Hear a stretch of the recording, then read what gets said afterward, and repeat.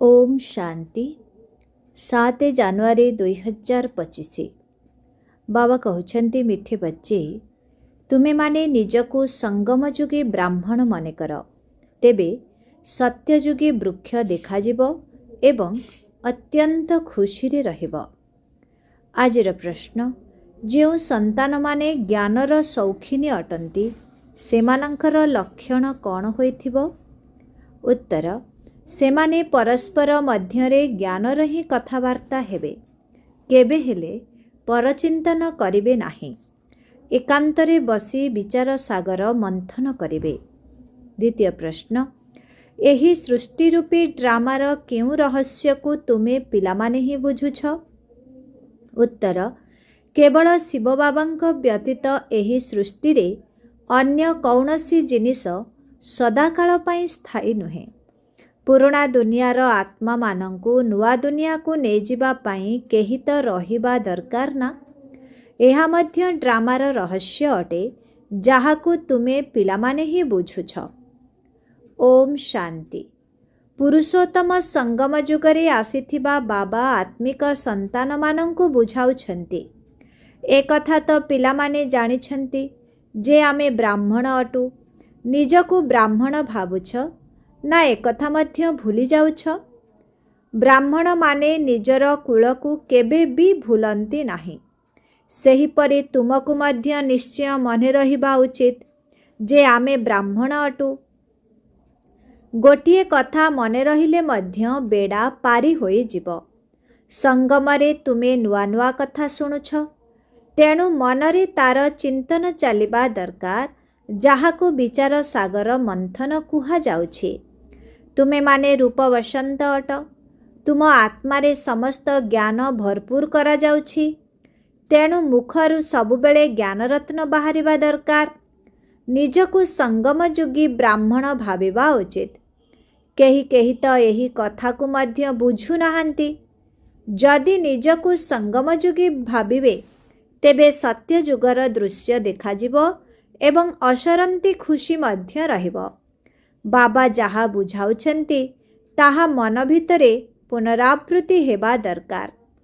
आमे संगम जुगरे अछु, ए कथा मध्य तुममानंक व्यतीत अन्य काहाकु जणा नाही। संगम जुगर पाठ पढ़ा पाई मध्य समय दरकार। नररु नारायण, नर्कवासीरु स्वर्गवासी हेबा पाई एहा एकमात्र पाठ पढ़ा। ए कथा मने रहिले मध्य खुशी रहिबो। हम सो अर्थात आमे ही देवता स्वर्गवासी हेउछु। संगम जुगवासी हेले जाई तो स्वर्गवासी हेबु। आगरु नर्कवासी थिले, तेणु बिल्कुल खराब अवस्था थिला, खराब काम करुथिले। एबे से सबु बंद करिबाकु हेबो। मनुष्यरु देवता स्वर्गवासी हेबाकु पड़िबो। काहार स्त्री मरी जाइथिले तांकु पचार तुमर धर्मपत्नी केउठी अछंती, कहिबे से स्वर्गवासी होई जाइछंती। किंतु स्वर्ग केउ प्रकार जिनिस ताहा जानी नाहंती। जदि स्वर्गवासी होइछंती तेबे तो खुशी हेबा दरकार ना। एबे तुमे पिलामाने एही सबु कथा को जानुछ, मन भितरे विचार करिबा दरकार। आमे एबे संगमरे रही पवित्र हेउछु, स्वर्गर संपत्ति बाबांक ठारु नेउछु। एहाकु बारंबार स्मरण करिबा उचित, भूली जिबा अनुचित। किंतु माया भुलाई देई एकदम कलिजुगी करि देउछि। चाली चलन एपरि हेउछि जेपरि एकदम कलिजुगी। सेही खुशीर निशा रहु नाही। चेहरा जेपरि मुर्दार परि होई जाउछि। बाबा मध्य कहुछंती समस्ते कामचिता उपरे बसी जली होई मुर्दार होई जाइछंती। तुमे जानिछ आमे मनुष्यरु देवता हेउछु, तेणु सेही भली खुशी रहिबा दरकार। सेथिपाई गायन मध्य रहिछि, अतीन्द्रिय सुखर अनुभव गोप गोपी मानंकु पचार।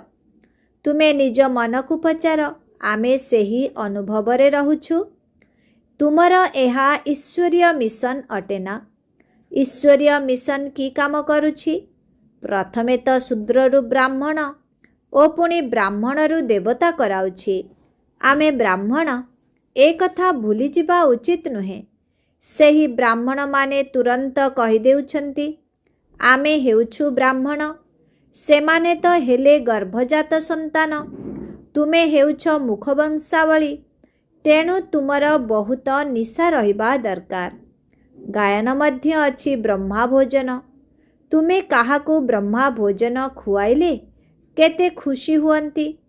ଭାବନ୍ତି ଆମେ ପବିତ୍ର ବ୍ରାହ୍ମଣଙ୍କର ହାତରୁ ଖାଉଛୁ।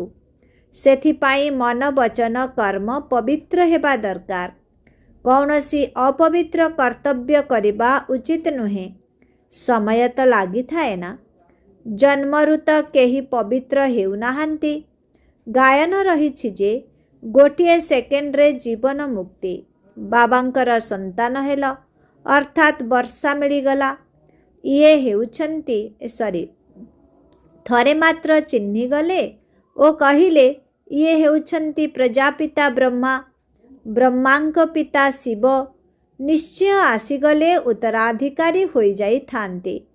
ପୁଣି ଯଦି କୌଣସି ଅକର୍ତ୍ତବ୍ୟ କରିଲେ ତେବେ ବହୁତ ଦଣ୍ଡ ଭୋଗ କରିବାକୁ ପଡ଼ିବ। ଯେପରି କାଶୀ କଲବଟ ବିଷୟରେ ବୁଝାଯାଇଛି, ଦଣ୍ଡ ପାଇବା ଦ୍ୱାରା ହିସାବ କିତାବ ଚୁକ୍ତ ହୋଇଯାଏ। ମୁକ୍ତି ନିମନ୍ତେ ହିଁ କୂଅକୁ ଡେଉଁଥିଲେ। ଏଠାରେ ତ ସେ କଥା ନାହିଁ। ଶିବ ବାବା ପିଲାମାନଙ୍କୁ କହୁଛନ୍ତି, ମାମେକମ୍ ୟାଦ କରୋ, ଅର୍ଥାତ୍ କେବଳ ମୋତେ ମନେ ପକାଅ। କେତେ ସହଜ। ତଥାପି ମଧ୍ୟ ମାୟାର ଚକ୍ର ଆସିଯାଉଛି। ତୁମର ଏହି ଯୁଦ୍ଧ ସବୁଠାରୁ ଅଧିକ ସମୟ ଚାଲୁଛି। ବାହୁବଳର ଯୁଦ୍ଧ ଏତେ ସମୟ ଚାଲେ ନାହିଁ। ତୁମେ ତ ଯେବେଠାରୁ ଆସିଛ ଯୁଦ୍ଧ ଆରମ୍ଭ ହୋଇଛି। ପୁରୁଣାମାନଙ୍କ ସହିତ କେତେ ଯୁଦ୍ଧ ଚାଲୁଛି। ନୂଆ ଯିଏ ଆସିବେ ତାଙ୍କ ସହିତ ମଧ୍ୟ ଚାଲିବ। ସେହି ସ୍ଥୂଳ ଲଢ଼େଇରେ ମଧ୍ୟ ମରିଥାନ୍ତି। ପୁଣି ଅନ୍ୟମାନେ ଆସିଥାନ୍ତି।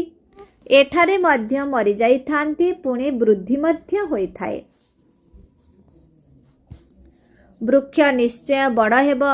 ବାବା ମିଠା ମିଠା ସନ୍ତାନମାନଙ୍କୁ ବୁଝାଉଛନ୍ତି, ଏ କଥା ମନେ ରହିବା ଉଚିତ ଯେ ସେ ପିତା, ପରମ ଶିକ୍ଷକ ଏବଂ ସତଗୁରୁ ମଧ୍ୟ ଅଟନ୍ତି। କୃଷ୍ଣଙ୍କୁ ତ ସତଗୁରୁ, ବାପା କିମ୍ବା ଶିକ୍ଷକ କୁହାଯିବ ନାହିଁ।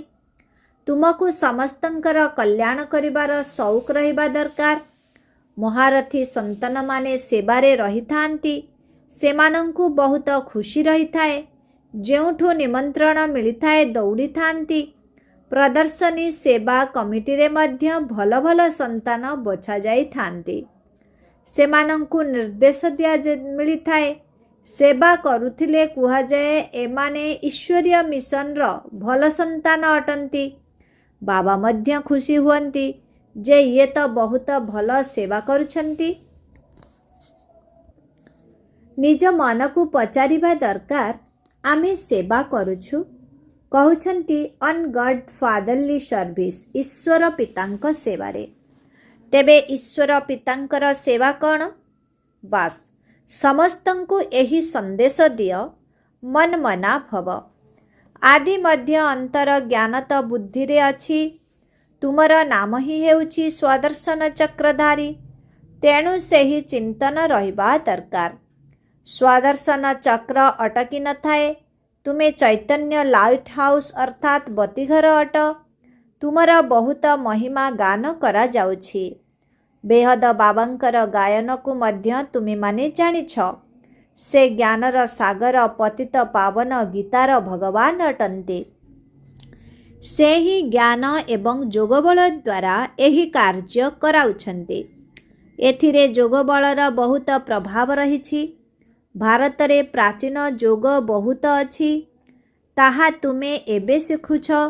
ସନ୍ନ୍ୟାସୀମାନେ ତ ହଠ ଯୋଗୀ ଅଟନ୍ତି। ସେମାନେ ପତିତମାନଙ୍କୁ ପାବନ କରିପାରିବେ ନାହିଁ। ଜ୍ଞାନ ତ ଏକମାତ୍ର ବାବାଙ୍କ ପାଖରେ ହିଁ ଅଛି। ଜ୍ଞାନ ଦ୍ୱାରା ତୁମେମାନେ ଜନ୍ମ ନେଉଛ। ଗୀତାକୁ ମା ବାପା ବୋଲି କୁହାଯାଏ। ଗୀତା ମାତା ପିତା ଅଟେ ନା? ତୁମେମାନେ ଶିବ ବାବାଙ୍କର ସନ୍ତାନ, ପୁଣି ମାତା ପିତା ଦରକାର ନା? मनुष्य माने तो केवल गायन करुछंती किंतु किछि बुझी नाहांती। बाबा बुझाउछंती एहार अर्थ केते गुह्य। ईश्वर पिता कुहा जाउछि, पुणी माता पिता काहींकि कुहा जाउछि। बाबा बुझाइछंती जदिओ सरस्वती अछंती किंतु वास्तवरे सत्य माता तो ब्रह्मपुत्रा अर्थात ब्रह्मा बाबा अटंती। सागर एवं ब्रह्मपुत्रा अछंती। प्रथमे प्रथमे सेही दुहिंकर संगम हेउछि। बाबा यांक भितरे प्रवेश करुछंती। एहा केते सूक्ष्म कथा अटे। बहुतांक बुद्धिरे ए कथा रहुनाही जाहाकि चिंतन करिबे।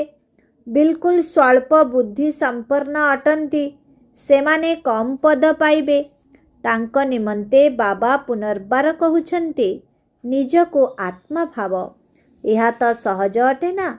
आम आत्मा मानंकर पिता हेउछंती परमात्मा। से तुम आत्मा मानंकु कहउछंती केवल मोते मने पकाइले विकर्म विनाश हेब। एहा हेउछि मुख्य कथा। स्वल्प बुद्धिवान आत्मा गहन कथा बुझी पारिबे नाही। सेथिपाई गीतारे मध्य लेखुछंती मनमना भव। समस्ते लेखुछंती बाबा जोगर यात्रा बहुत कष्टसाध्य। बारंबार भूली जाउछु। कौनसी ना कौनसी विषय रे हारी जाउछु। एहा माया एवं ईश्वरंक संतान मध्यरे बक्सिंग अटे। किंतु ए विषय रे काहाकु मध्य जणा नाही। बाबा बुझाउछंती माया उपरे विजय प्राप्त करी कर्मातीत अवस्था को प्राप्त करिबाकु हेबो। प्रथमे प्रथमे तुमे आसीछ कर्म संबंधरे। सेहिथिरे आसी आसी पुणे अधाकल्प परे तुमे कर्म बंधन रे आसी जाइछ। प्रथमे प्रथमे तुमे पवित्र आत्मा थिल। ना सुखर ना दुखर कर्म बंधन थिला। पुणे सुखर संबंध रे आसिल। ए कथा मध्य तुमे माने जानुछ। आमे संबंध रे थिलु। एबे दुखर बंधन रे अछु। पुणे निश्चय सुखरे रहिबु। जेतेबेले दुनिया नुआ थिला सेतेबेले मालिक थिलु। एबे पुराणा दुनिया रे पतित होई जाइछु। पुणी आमे देवता हेउछु। तेणु ए कथा मने पकाइबाकु पड़िबो ना। बाबा कहउछंती मोते मने पकाइले तुमर पाप कटि जिवो। तुमे मो घर को आसी जिवो। भाया शांतिधाम सुखधाम आसिबो। प्रथमे घर को जिबाकु पड़िबो। बाबा कहउछंती मोते मने पकाइले तुमे पवित्र हेबो। मु पतित पावन तुमको पवित्र करुछि घर को आसीबा पाई। यही परी निज सहित कथावार्ता हेबाकु पड़िबो। निश्चित एबे चक्र पूरा हेउछि। आमे एते जन्म नेइछु। एबे बाबा पतितरु पवित्र करिबा पाई आसिछन्ति। यही जोगबल द्वारा ही पवित्र हेबो एवं एहा बहुत नामीग्रामी हेबो जाहाकु केवल बाबा ही सिखाई पारिबे। एथिरे शरीर द्वारा किछि करिवार आवश्यकता नाही। तेणु सारा दिन एही कथार मंथन चलिबा दरकार। एकांतरे जेउठी बस अथवा जेउठाकु भी जाओ बुद्धि रे एहा ही रहू। एकांत स्थान तो बहुत रहिछि। छात उपरे मध्य डरिवार कौनसी कथा नाही। आगरु तुमे सकाळु मुरली शुणिबा परे पहाड़ उपरकु चली जाउथिल। जहा शुणी थाओ तार चिंतन करिबा पई हाथ उपरे जाई बसुथिल। जहा शुणी थाओ तार चिंतन करिबा पई पहाड़ उपरे जाई बसुथिल। जो माने ज्ञानर शौकीन थिले सेमाने तो परस्पर मध्यरे कथा ही हेबो। जो माने ज्ञानर शौकीन होइथिबे सेमाने तो परस्पर मध्यरे ज्ञानर कथा ही हेबे। ज्ञान नथिले परचिंतन करिबे। प्रदर्शनी रे तुमे केते जन को एही रास्ता बताउछ।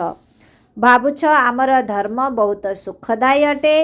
अन्य धर्मावलंबी मानंकु केवल एतिकी बुझाइबाकु हेबो जे बाबांकु मने पकाओ। ए कथा भाबिबार नाही जे ये मुसलमान मु अमुक ना। आत्मा को देखी बुझाइबाकु हेबो। प्रदर्शनी रे बुझाइबा समय रे मध्य एही अभ्यास रहू मु आत्मा भाई को बुझाउछि। एबे आमको बाबांक ठारू वर्षा मिलुछि। निजकू आत्मा भाबी भाई मानंकु ज्ञान देउछि। एबे बाबांक पाखकु चल। बहुत समय अलगा होई जाइछ। ताहा हेउछि शांतिधाम। एठारे केते अशांति दुख आदि रहिछि। एबे बाबा कहउछन्ति निजकू आत्मा भाबी अभ्यास कर, तेबे नाम रूप देह सब भूली होई जीव। अमुक मुसलमान अटे एपरि काहेकि भाबुछ? आमे भाबी आत्मा भाबी बुझाओ। बुझी पारुछन्ति ये भल आत्मा ना खराब आत्मा? ये कथा आत्मा निजे ही कुहा जाउछि। खराब आत्मा ठारू दूरे रहिबा उचित। एबे तुमे बेहद बाबांकर संतान अट। एठारे बहुत दिन अभिनय कले। एबे पुणी घर को जीवाकू हेब। तेणु पवित्र हेबाकू पड़िब। बाबांकू निश्चय मने पकाइबाकू हेब। पवित्र हेले पवित्र दुनियार मालिक हेब। मुख द्वारा प्रतिज्ञा करिबाकू पड़िथाए। बाबा मध्य कहउछन्ति प्रतिज्ञा कर बा उपाय मध्य बताओ जे तुमे आत्मा भाई भाई अट। पुणी शरीर रे आसिले भाई भौणी हेउछ। भाई भौणी भितरे विकारी संबंध रही पारिब नाही। पवित्र होई तुमे बाबांकू मने पकाइले विश्वर मालिक होई जीव। ए कथा मध्य बुझा जाउछि। माया ठारू हारी गले पुणी उठी छिड़ा होई जाओ। जेते छिड़ा हेबे सेते प्राप्ति करिबे। जदि एही जमा तो होई थाए ना, अधा कल्प जमा पुणी अधा कल्प जमा पुणी रावण राज्य रे क्षति होई जाए। हिसाब रही ना। भिड़ी जितिबा अर्थात जमा, हारिबा अर्थात क्षति। तेणु निजर संपूर्ण जांच करने को हेब। बाबांकू मने पकाइबा द्वारा तुमको खुशी मिलिब। से माने तो केवल गायन करिथांती किंतु ज्ञान किछि हेले नाही। अज्ञानतारे सबु किछि करुछंती। तुमे माने तो पूजा आदि करुनाह। बाकी समय तो बाकी गायन तो करि पारिबो ना। सेही एकमात्र बाबांकर गायन हेउछि अव्यभिचारी याद। बाबा आसी तुमको स्वतः पढ़ाउछन्ति। तुमर कौनसी प्रश्न पचारिबार आवश्यकता नहीं। सृष्टि चक्र स्मृति रे रहिबा दरकार। बुझिबा दरकार जे आमे किपरि आमे माया उपरे विजय प्राप्त करुछु पुणी हारी जाउछु। बाबा बुझाउछन्ति हारिबा द्वारा 100 गुण दंड भोग करिबाकू पड़िबो। बाबा कहउछन्ति सतगुरुंकर निंदा कराओ नाही, नचेत केउठी रही पारिब नाही। एहा सत्य नारायणक कथा अटे। एहाकू केही जानी नाहंती। गीता एवं सत्य नारायणक कथा को अलगा अलगा करि दैछन्ति। नररु नारायण हेबा पाई ही एही गीता उद्दिष्ट। बाबा कहउछन्ति मु तुमको नररु नारायण हेबार कथा सुनाउछि। एहाकू गीता मध्य कुहा जाउछि। ता सहित अमर कथा मध्य कुहा जाउछि। तृतीय नेत्र बाबा ही देउछन्ति। ए कथा मध्य जानिछ आमे देवता हेउछु। तेणु निश्चित दिव्य गुण मध्य रहिबा दरकार। एही सृष्टि रे कौनसी जिनिस स्थायी नुहे। सदा स्थायी तो एकमात्र शिव बाबा ही अटंती। बाकी तो समस्तंकु तळकु खसिबाकू ही हेब। परंतु से मध्य समस्तंकु घर को फेराई नहीं जिबा पाई संगमरे आसीछि। पुराना दुनियार आत्मा मानंकु नुआ दुनिया को नेबा पाई केही जणे तो दरकार ना। तेणु ड्रामा रे एही सबु रहस्य रहिछि। बाबा आसी पवित्र करुछन्ति। केते देहधारी को भगवान कुहा जाय कौनसी देहधारी को भगवान कुहा जाय पारिबो नाही। वर्तमान बाबा बुझाउछन्ति आत्मार डेणा कटि जाइछि तेणु उड़ी पारु नाही। बाबा आसी ज्ञान एवं जोगर डेणा देउछन्ति। जोग बल द्वारा तुमर पाप भस्म होई जिवो। तेबे तुमे पुण्य आत्मा होई जिवो। ପ୍ରଥମେ ତ ମେହନତ ମଧ୍ୟ କରିବାକୁ ପଡ଼ିବ। ସେଥିପାଇଁ ବାବା କହୁଛନ୍ତି ମାମେକମ୍ ୟାଦ କରୋ, ଚାର୍ଟ ରଖ। ଯାହାଙ୍କର ଚାର୍ଟ ଭଲ ହୋଇଥିବ ସେମାନେ ଚାର୍ଟ ଲେଖିବେ ଏବଂ ତାଙ୍କୁ ଖୁସି ମଧ୍ୟ ଲାଗିବ। ଚାର୍ଟ ସହିତ ଜ୍ଞାନର ପଏଣ୍ଟ ମଧ୍ୟ ଲେଖିବା ଦରକାର। ଚାର୍ଟରେ ତ ଉଭୟ ଲେଖିବା ଦରକାର, କେତେ ସେବା କରିଲେ ଏବଂ କେତେ ବାବାଙ୍କୁ ମନେ ପକାଇଲେ। ଏପରି ପୁରୁଷାର୍ଥ କରିବା ଉଚିତ ଯେପରି ଅନ୍ତିମ ସମୟରେ କୌଣସି କଥା ମନେ ନ ପଡ଼ୁ। ନିଜକୁ ଆତ୍ମା ଭାବି ପୁଣ୍ୟ ଆତ୍ମା ହୋଇଯାଉ, ଏହି ମେହନତ କରିବାକୁ ହେବ। ମିଠେ ମିଠେ ଶିଖିଲଧି ସନ୍ତାନମାନଙ୍କ ପ୍ରତି ମାତା ପିତା ବାପଦାଦାଙ୍କର ମଧୁର ସ୍ନେହ ସମ୍ପନ୍ନ ଶୁଭେଚ୍ଛା ଏବଂ ସୁପ୍ରଭାତ। ଆତ୍ମିକ ପିତାଙ୍କର ଆତ୍ମିକ ସନ୍ତାନମାନଙ୍କୁ ନମସ୍ତେ। ଆତ୍ମିକ ସନ୍ତାନମାନଙ୍କର ଆତ୍ମିକ ପିତାଙ୍କୁ ଓମ୍ ଶାନ୍ତି, ଗୁଡ୍ ମର୍ଣ୍ଣିଂ, ନମସ୍ତେ ନମସ୍ତେ ନମସ୍ତେ ନମସ୍ତେ ନମସ୍ତେ। ଶୁକ୍ରିୟା ବାବା, ଶୁକ୍ରିୟା। ଓମ୍ ଶାନ୍ତି। ଧାରଣା ପାଇଁ ମୁଖ୍ୟ ସାର 1 ନମ୍ବର, ଏକାନ୍ତରେ ବସି ଜ୍ଞାନର ଚିନ୍ତନ ମନ୍ଥନ କରିବାକୁ ହେବ। ଯୋଗର ଯାତ୍ରାରେ ରହି ମାୟା ଉପରେ ବିଜୟ ପ୍ରାପ୍ତ କରି କର୍ମାତୀତ ଅବସ୍ଥାକୁ ପ୍ରାପ୍ତ କରିବାକୁ ହେବ। 2 ନମ୍ବର, କାହାକୁ ବି ଜ୍ଞାନ ଶୁଣାଇବା ସମୟରେ ବୁଦ୍ଧିରେ ରହୁ ଯେ ମୁଁ ଆତ୍ମା ଭାଇକୁ ଜ୍ଞାନ ଶୁଣାଉଛି। ନିଜର ନାମ ରୂପ ଦେହ ସବୁକିଛି ଭୁଲି ହୋଇଯାଉ। ପବିତ୍ର ହେବାର ପ୍ରତିଜ୍ଞା କରି ନିଜେ ପବିତ୍ର ହୋଇ ପବିତ୍ର ଦୁନିଆର ମାଲିକ ହେବାକୁ ପଡ଼ିବ। ଆଜିର ବରଦାନ, ନିଜ ପ୍ରତି ଇଚ୍ଛା ମାତ୍ରର ଅବିଦ୍ୟା ହୋଇ ବାବାଙ୍କ ସମାନ ଅଖଣ୍ଡ ଦାନୀ ପରୋପକାରୀ ହୁଅ। ବ୍ରହ୍ମା ବାବା ଯେପରି ନିଜର ଆରାମ କରିବାର ସମୟକୁ ମଧ୍ୟ ସେବାରେ ଲଗାଉଥିଲେ, ନିଜେ ନିର୍ମାଣ ଅର୍ଥାତ୍ ନିରହଙ୍କାରୀ ହୋଇ ପିଲାମାନଙ୍କ ସମ୍ମାନ ଦେଉଥିଲେ। ସବୁ କାର୍ଯ୍ୟ କରୁଥିଲେ ମଧ୍ୟ ସୁନାମ ପ୍ରାପ୍ତ କରିବାର ଇଚ୍ଛାକୁ ମଧ୍ୟ ତ୍ୟାଗ କରିଥିଲେ। ନାମ ମାନ ସ୍ୱାଭିମାନ ସବୁଥିରେ ପରୋପକାରୀ ହୋଇଥିଲେ। ନିଜର ନାମ ପ୍ରାପ୍ତିକୁ ତ୍ୟାଗ କରି ଅନ୍ୟମାନଙ୍କର ନାମ ବିଖ୍ୟାତ କରାଇଥିଲେ। ନିଜକୁ ସର୍ବଦା ସେବାଧାରୀ କରି ରଖିଥିଲେ। ପିଲାମାନଙ୍କୁ ମାଲିକ କରିଥିଲେ। ପିଲାମାନଙ୍କର ସୁଖରେ ନିଜର ସୁଖ ମନେ କରୁଥିଲେ। ଏଭଳି ବାବାଙ୍କ ସମାନ ଇଚ୍ଛା ମାତ୍ରର ଅବିଦ୍ୟା ଅର୍ଥାତ୍ ମସ୍ତ ଫକୀର ହୋଇ ଅଖଣ୍ଡ ଦାନୀ ପରୋପକାରୀ ହୁଅ, ତେବେ ଯାଇ ବିଶ୍ୱ କଲ୍ୟାଣ କାର୍ଯ୍ୟରେ ତୀବ୍ର ଗତି ଆସିବ। ସବୁ ପ୍ରକାରର ସମସ୍ୟା ତଥା ଝଗଡ଼ା ସମାପ୍ତ ହୋଇଯିବ। ଆଜିର ସ୍ଲୋଗାନ, ଜ୍ଞାନ ଗୁଣ ଏବଂ ଧାରଣାରେ ସିନ୍ଧୁ ହୁଅ, ସ୍ମୃତିରେ ବିନ୍ଦୁ ହୁଅ। ଅବ୍ୟକ୍ତ ଇଶାରେ ନିଜର ଶକ୍ତିଶାଳୀ ସଂକଳ୍ପ ଦ୍ୱାରା ସୂକ୍ଷ୍ମ ଶକ୍ତି ପ୍ରଦାନ କରିବାର ସେବା କର। ଏବେ ତୁମେ ପିଲାମାନେ ନିଜର ଶ୍ରେଷ୍ଠ ଶକ୍ତିଶାଳୀ ସଂକଳ୍ପ ଦ୍ୱାରା ସକାଶ ଦିଅ। ଦୁର୍ବଳ ଆତ୍ମାମାନଙ୍କୁ ବଳ ଦିଅ। ନିଜର ପୁରୁଷାର୍ଥର ସମୟ ଅନ୍ୟମାନଙ୍କୁ ସହଯୋଗ ଦେବାରେ ଲଗାଅ। ଅନ୍ୟମାନଙ୍କୁ ସହଯୋଗ ଦେବା ଅର୍ଥାତ୍ ନିଜର ଖାତା ଜମା କରିବା।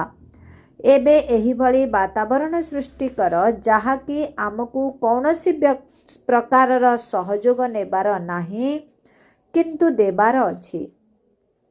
ତେବେ ଦେବା ଭିତରେ ହିଁ ନେବା ଅନ୍ତର୍ନିହିତ ରହିଛି। ଓମ୍ ଶାନ୍ତି।